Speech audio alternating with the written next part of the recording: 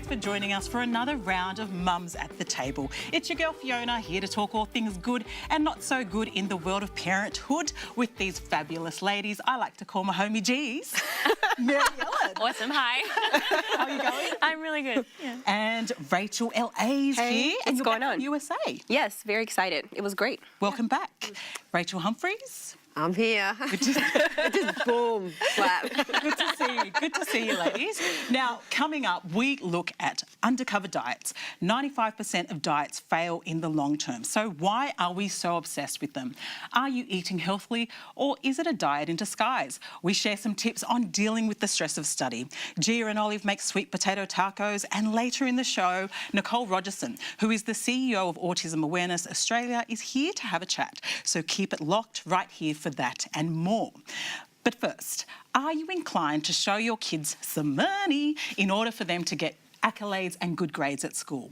On one hand, we have parents who say paying kids for good grades is harmless. After all, in the real world, employers pay for good performance. Yet, on the other hand, some say paying a child for hitting the books sends the wrong message, and it shouldn't be about the grade, it's about the process and effort.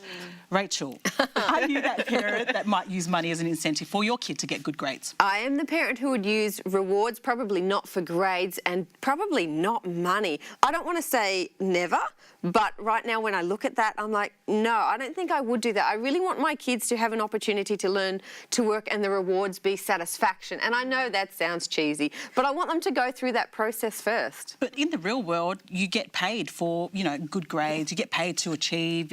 Isn't that the same sort of thing? Like, I think it's a bit different. Like when you go to a job, you get paid to do a job in an area that you like. School is something that kids have to go through. It's a legal requirement, a job's not. This is where they're learning all those processes and putting those good habits into, I guess, in that whole process. When you come out of it, you're supposed to have all those lovely good things and go into a job. I see it differently probably, but as I said, I'd never say never because my kids are in, you know, primary school at the moment. Yeah. Mary Ellen, does money motivate you, or would it motivate you to get good grades? Oh, look, I remember being so jealous of all the kids that got paid for their grades in school. Oh, man. But just thinking about this, I am fairly against paying kids to get good grades. Primarily because I think the most important thing you can do for your child as they're growing up is to help them to find out what they're really passionate about and what they're good at and what they intrinsically desire to do. And I think if you're paying them for getting good grades in any of what they're doing, they're never going to sort of discover what they intrinsically are motivated for. It's always going to be this extrinsic reward system, which I think really hinders them in the long run. So. Yeah, and just on that, extrinsic reward systems, apparently research says that when you like giving people money and incentives like that, a tangible gift, it actually is only beneficial for the short term. Yeah. So, but I think some kids, they maybe they've never won before, like they've never seen themselves succeed. So I think having that kind of motivation can help some kids break free from this. I mean, that's great if you're an A+ student and you have this, you know, external motivation, which many, you know, we probably wouldn't necessarily be on the show if we didn't have some sort of external motivation to do something. But there are people. I don't know about that. Hey, girl, I'm giving you the benefit of the doubt.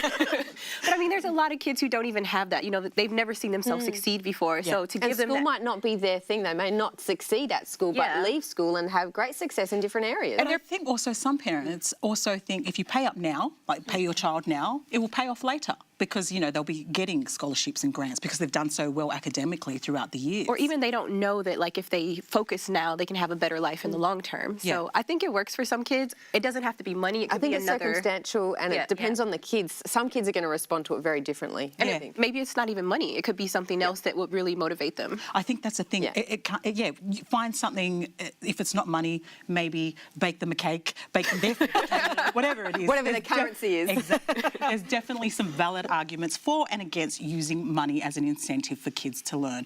But our kids should be encouraged just to do their best and let God do the rest. What incentives have worked or failed for you? We'd love to know. Just share with us on our social media.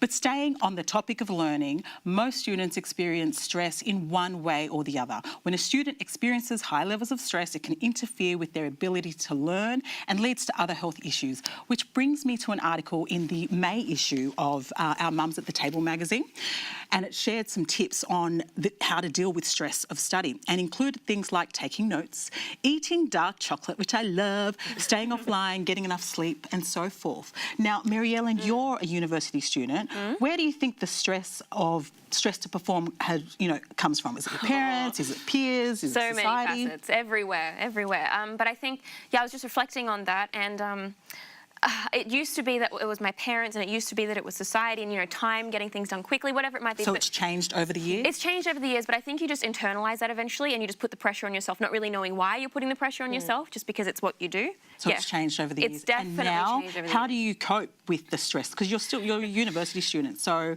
how do you cope with stress and, studies and exams and...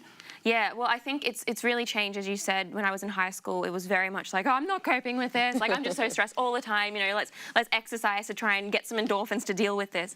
But I think as time has gone on, I've been able to develop a much broader perspective on life. And I think as you grow older, you sort of realise that it's not all about grades. You don't actually have to go to university to be successful. It's actually about relationships and getting your priorities right. And so really? Yeah. Says a girl who is in university. So you don't need to go to university. But I'm in university. Look, regrets. But anyway, that's a much... Really? It's a much different story. I mean, I hear what you're saying. Isn't that a maturity thing? Isn't too much stress when you're young and not necessarily in a spot and a space to handle it? Isn't that necessarily, that could be a bad thing? Absolutely.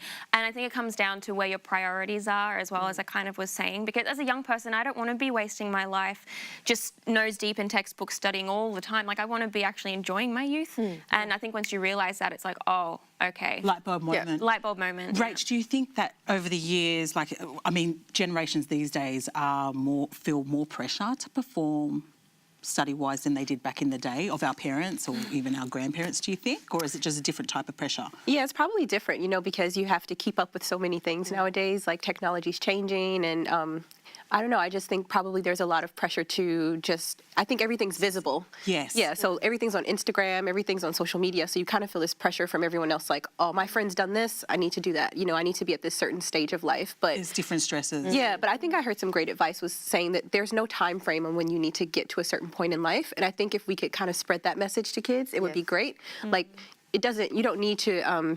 because you've seen everyone else doing something on social media, you don't need to be at that point in your life at a certain age. Yeah. I think a bit of pressure is good. I think too much stress is going to send people down the wrong path.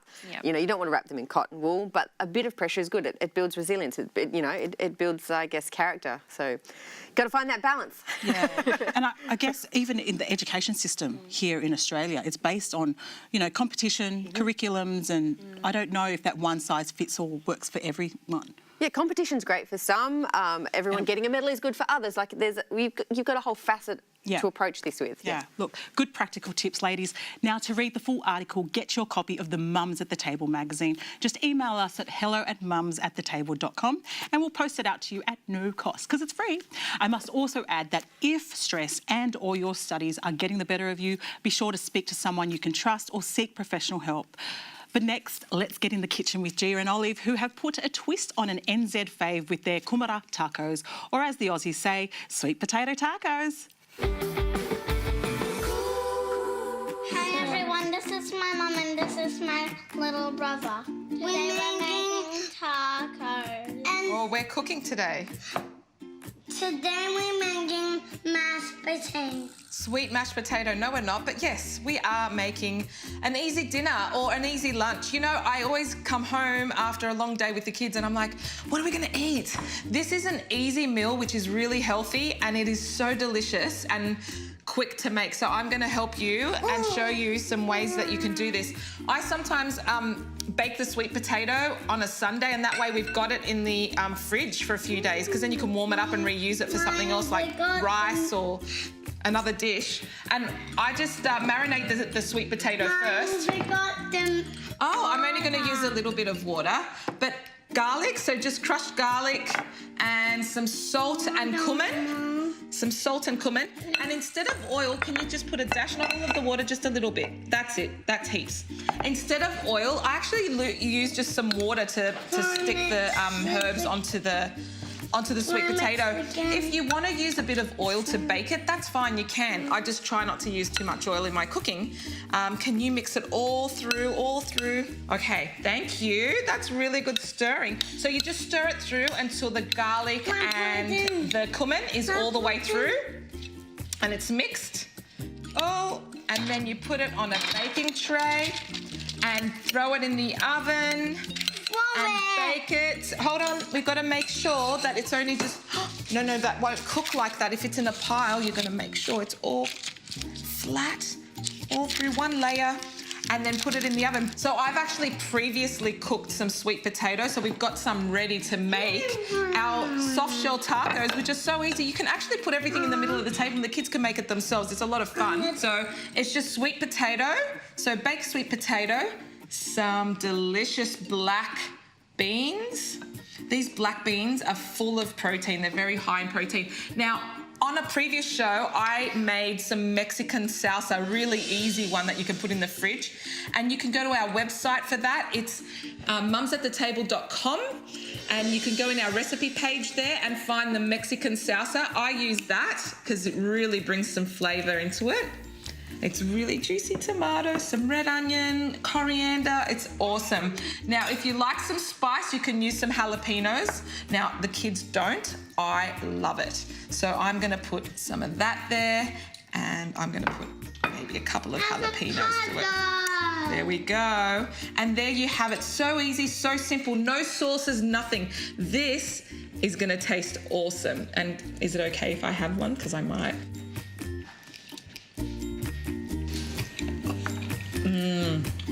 Awesome.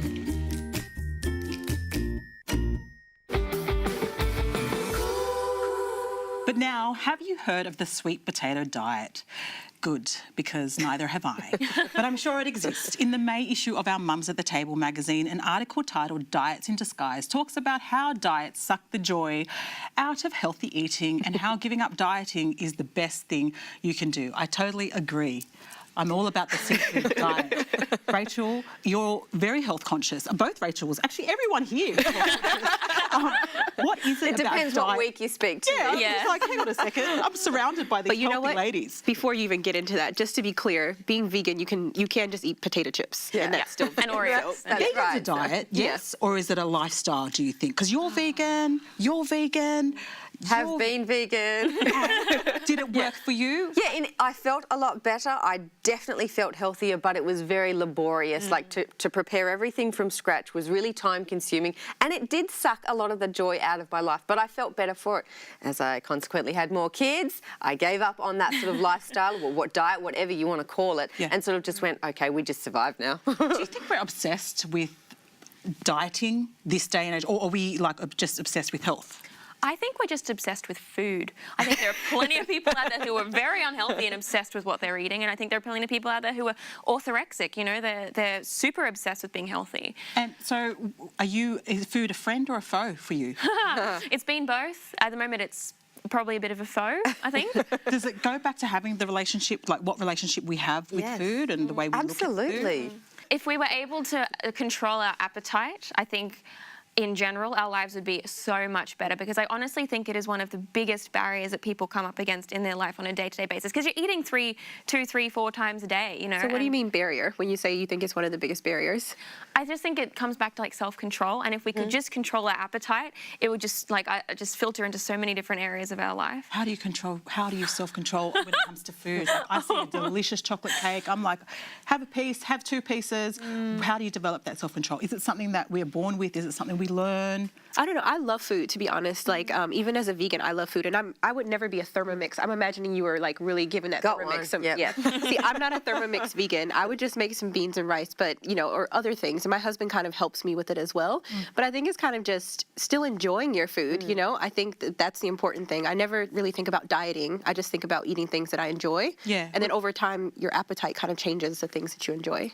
And I think when you eliminate some things out of your life and you've been off them for a long time, you don't crave them as much. Well, that's what I found, because I did it for 2 years. I did a whole vegan for 2 years solid, so I prepared everything from scratch, no wheat, no dairy, no sugar even. Wow. I know it was, I was hectic. really motivated at the time, and, that motivation has clearly dropped off. Yeah. But yeah, I can't even say where that motivation came from. It was just down, I'm like, that's it, that's where we're going. Wow. Look, thanks, ladies, for the insights. One thing that's helped me is to remember that everything I eat needs to nourish a cell inside in order for the outside to flourish. But now we go from diets to exercise. Let's take a look at how to do a fitness test. Ladies, how fit do you think you are? Did you know that you can test yourself at home?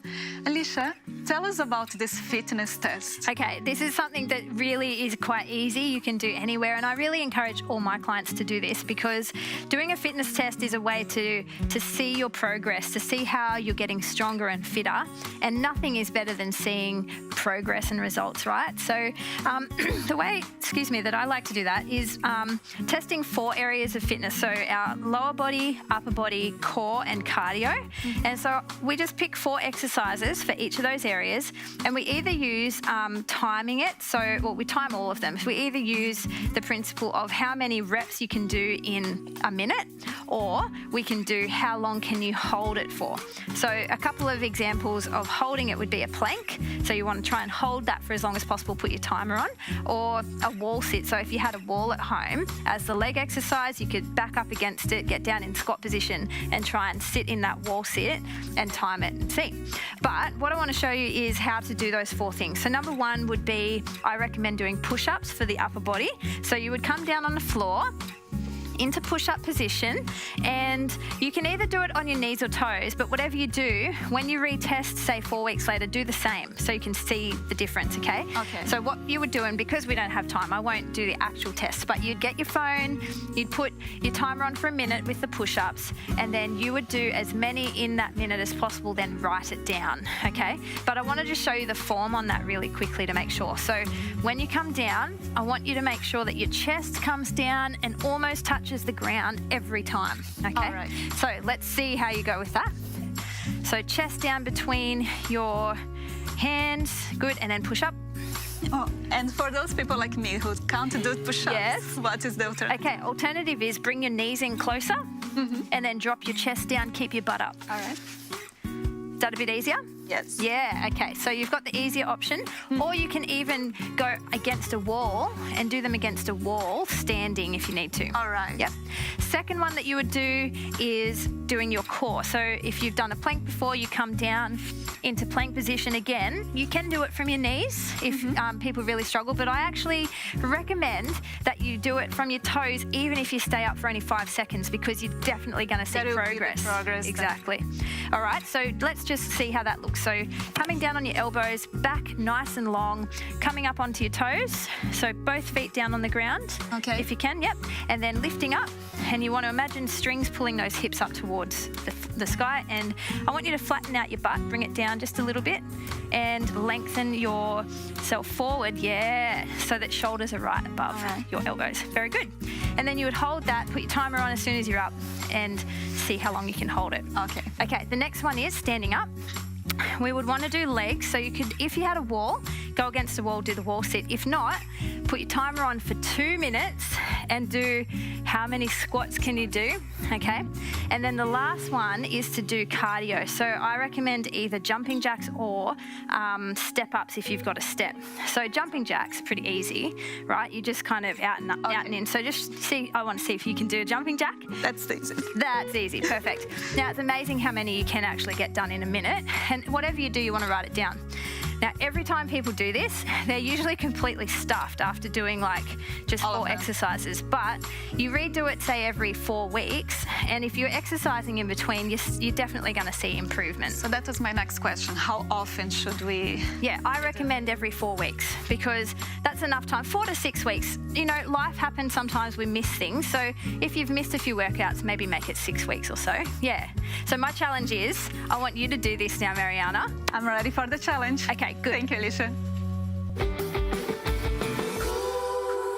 Autism is a lifelong developmental condition that affects the way an individual relates in their environment and their interactions with other people. Statistics indicate that 1 in 100 people in Australia are on the autism spectrum. It affects almost 4 times as many boys than girls, and 83% of Australians with autism are under 25. So joining us for a chat is the founder and CEO of Autism Awareness Australia, Nicole Rogerson. Lovely to have you here with us, Nicole. Thank you so much for having me. Good. Now, I know that you're actually a mother of an autistic child.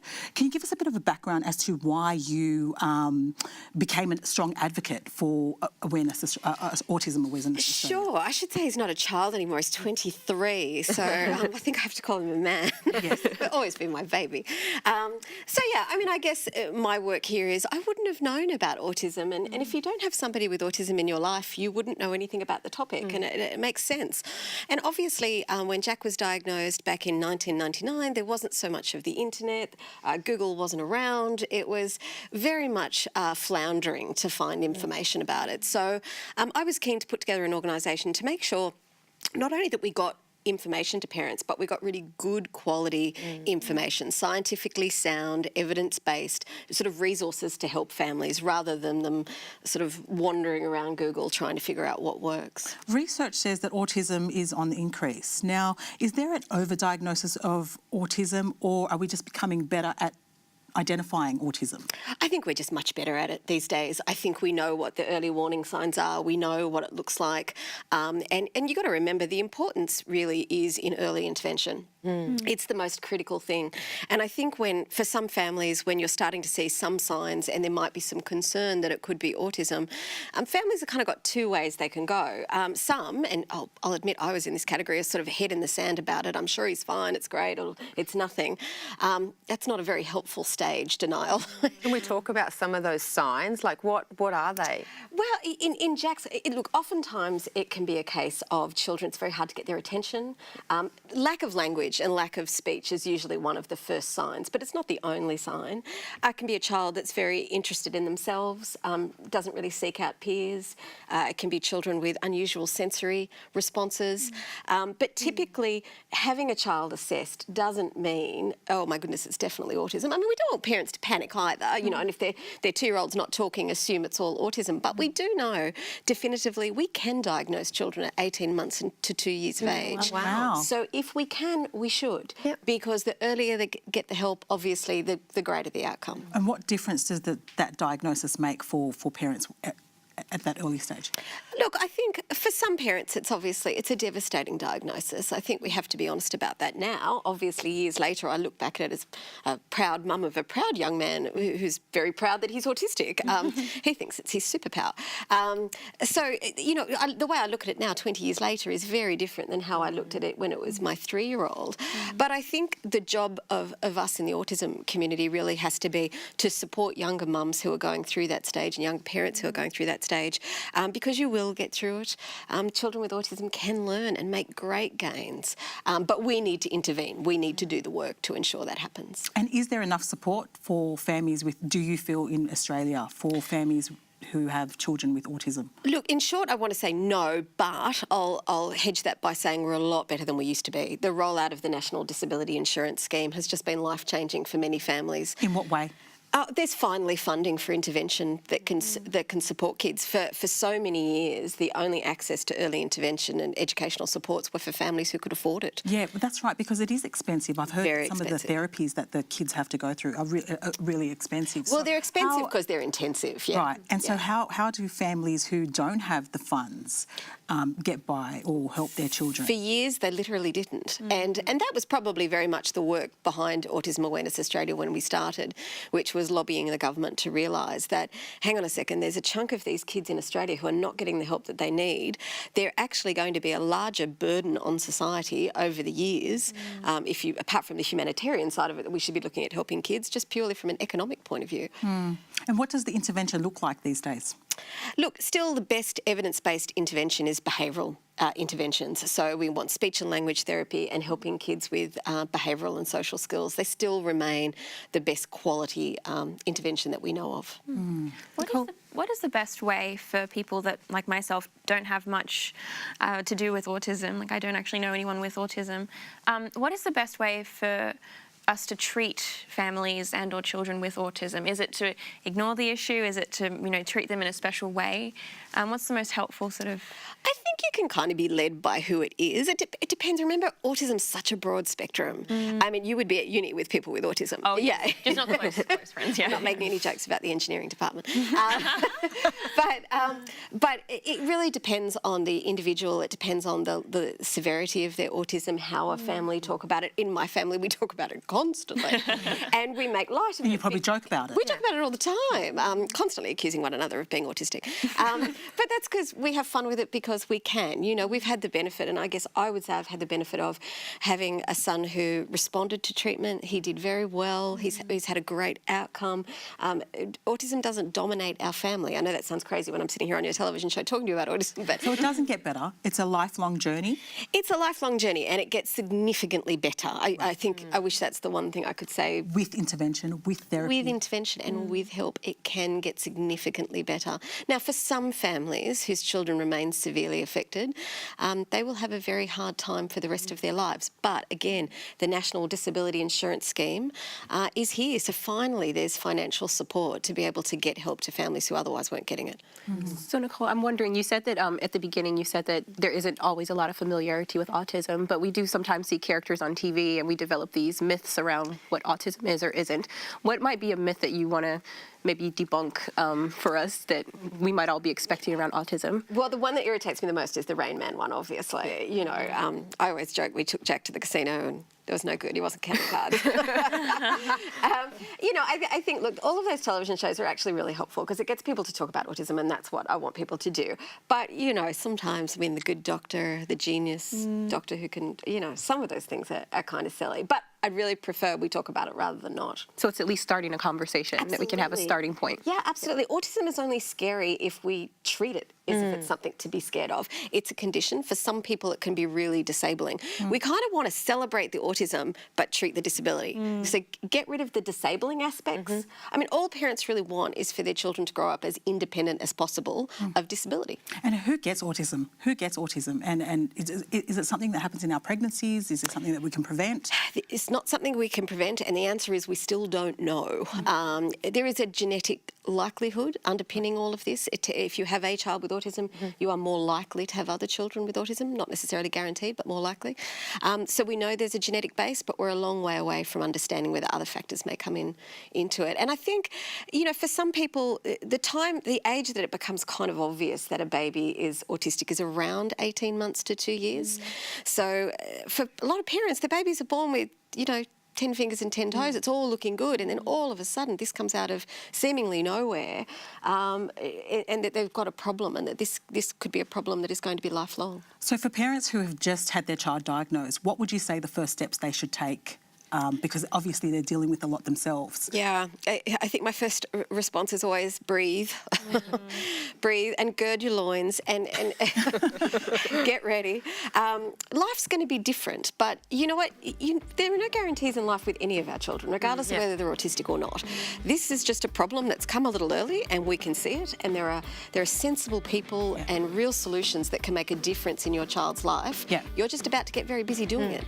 Thank you so much, Nicole, for being here and sharing the insight on autism. Look, if you want more information on Autism Awareness Australia, visit autismawareness.com.au. Ladies, thanks for the chat, and thank you for watching. Be sure to share, like and subscribe if you're watching us online, because there's always room for more mums at the table. Until next time, God bless.